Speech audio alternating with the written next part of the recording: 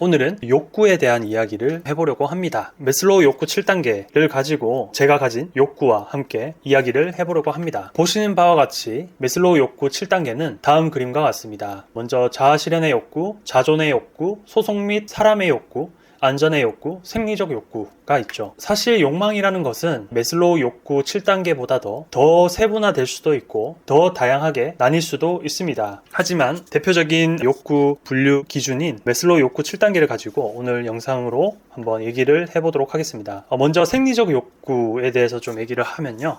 저 같은 경우에는 현재 생리적 욕구에 대해서 모니터링하고 그것을 기록하고 통제하려고 노력하고 있습니다. 이 생리적 욕구는 가장 인간 본능에 가까운 욕구이면서 동시에 유전적으로나 환경적으로 어렸을 때부터 프로그래밍 되어지는 욕구이기 때문에 바꾸는 것이 상당히 어려운 욕구 중 하나입니다. 그렇기 때문에 생리적 욕구를 현상 유지하거나 더 쾌락적인 욕구를 취하기 위해서 더 나빠지거나 할 수 있는 욕구 중 하나라고도 할 수 있는데요. 저 같은 경우에는 이러한 욕망에 대해서 통제력을 가지기 위해서 아까 말씀드렸다시피 모니터링하고 기록함으로써 통제하려고 노력하고 있습니다. 그리고 다음으로는 안전의 욕구가 있는데요. 안전의 욕구는 대한민국에 산다면 보통 모든 국민이 대부분 누릴 수 있는 그런 욕구 중 하나가 아닐까 하는 생각이 듭니다. 왜냐하면 대한민국만큼 치안이 좋은 나라도 없기 때문이죠.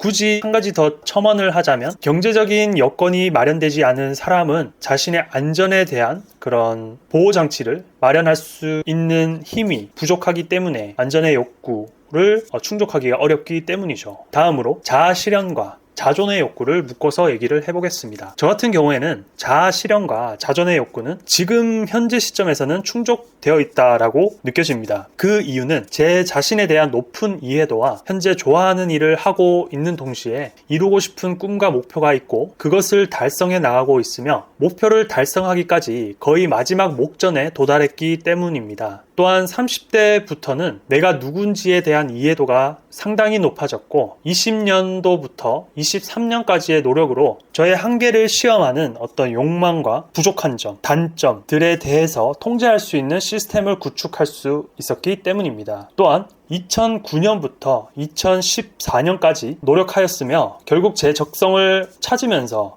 자아실현과 자존의 욕구를 충족하는 데 있어서 일조할 수 있었다라고 말씀드릴 수가 있습니다. 요약하여 말씀을 드리면 대학교 2학년 때인 23살부터 35세까지 12년간의 이 여정은 자아실현과 자존의 욕구를 찾기 위한 여정이었다라고 말씀드릴 수 있습니다. 다음으로 소속 및 사랑의 욕구에 대해서 말씀드리겠습니다. 부족한 만큼 갈망이 크고 갈망이 큰 만큼 하고자 하는 얘기도 많겠죠. 이 소속 및 사랑의 욕구는 어느 누구라도 더 소유하고 싶은 욕구일 수도 있습니다. 사실 저는 대학교 때부터 소속과 사랑의 욕구에 대한 욕심이 컸고 욕심이 큰 만큼 섣부른 행동으로 불화도 생기곤 했었습니다. 제가 어렸을 때 가장 큰 잘못된 생각은 관계를 가짐에 있어서 다다익선이 중요하다라는 착각을 한 적이 있습니다. 하지만 지금 와서 생각해보면 무분별한 관계를 넓힐수록 제게 더 소중한 사람에게 집중하지 못하고 그 소중한 사람에게 관심과 에너지, 사랑이 분산되면서 오히려 관계가 악화될 수 있다라는 것을 깨닫게 되었습니다. 그리고 다음의 실수는 저에 대한 이해 없이 타인에게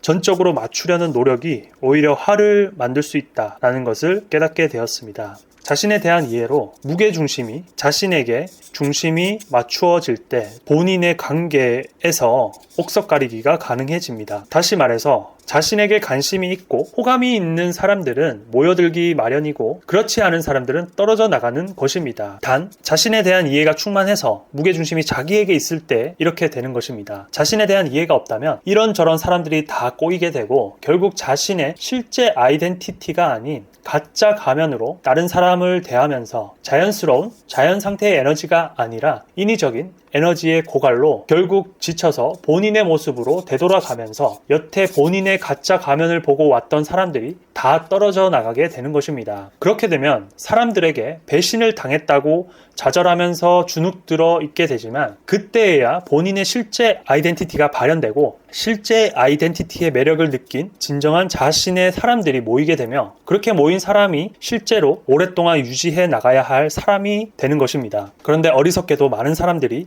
욕심 때문에 본인과 가까운 사람들에게 소홀하게 되고 전혀 관계가 없는 사람들을 찾아 나서는 실수를 하게 되는 것입니다.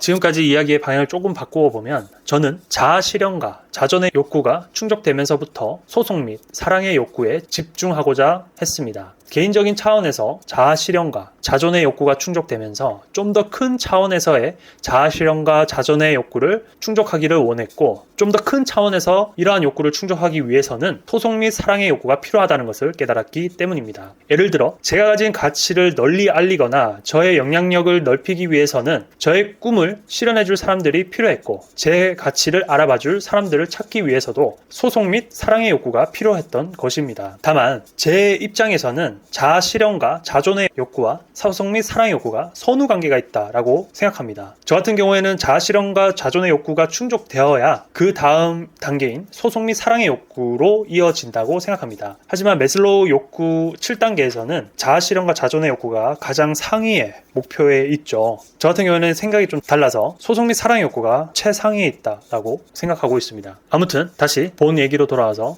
소속 및 사랑의 욕구가 필요했다라고 말씀을 드렸고 그래서 저는 작년 22년 9월에 퇴사 후 7개월간 저의 가치를 전달하기 위한 노력을 했었고 생각했던 대로 진행되지 않아서 잠시 중단하게 된 적이 있습니다. 또 다른 얘기로 저는 관계 모니터링이라는 캠페인을 하는데요. 한 달 동안 개인적인 친분이 있는 지인과 연락 혹은 모임을 가졌는지를 일일이 기록하고 관리하고 있습니다. 그 기록된 것을 보면서 연락과 모임에 대한 횟수가 줄어들고 있다면 관계가 소원해지고 있음을 감지하고 향후 관계를 유지할지 멀리할지를 돌아보는 시간을 가지기도 합니다. 그리고 개인적인 친분 외에는 회사에서의 소속감이 제 욕구를 충족시켜주고 있기도 합니다. 퇴사 후 작년 9월부터 7개월간 회사 생활에서 벗어나면서 첫 한 달간은 좋았으나 시간이 갈수록 관계의 단절은 저를 힘들게 하였습니다. 아무런 소속감 없이 단절된 관계를 유지하다 보니 시간이 갈수록 제 정신은 피폐해지고 유일한 소통이라곤 유튜브 하나뿐인데 유튜브에 의존하면서 유튜브는 단방향 소통일 뿐만 아니라 부정적인 내러티브를 강화하게 만들면서 저를 더욱 피폐해지도록 만들었습니다. 또한 안정적인 월급이 들어오지 않아 경제적인 방파제가 없어서 더욱더 불안감이 가중되고 힘들어지더라고요.